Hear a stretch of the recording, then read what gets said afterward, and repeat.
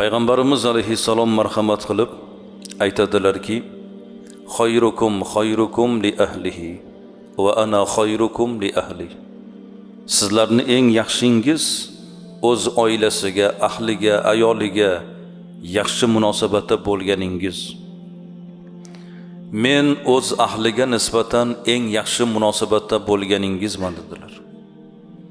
Payg'ambarimiz alayhissalom bir ma'ruf ishga buyura turib, o'sha ish uzra o'zlarini mumtoz ekanliklarini ham e'lon qilmoqdalar.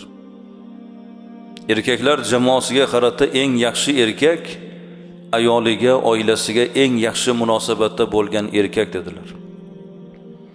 Eng yaxshingiz ilmlirog'ingiz demadilar. Saxiyrog'ingiz demadilar. Ibodatlirog'ingiz ham demadilar. Balki payg'ambarning talqini bo'yicha eng yaxshi odam oilasiga, ayoliga, bola-chaqa ro'zg'origa yaxshi munosabatda bo'lgan odam dedilar.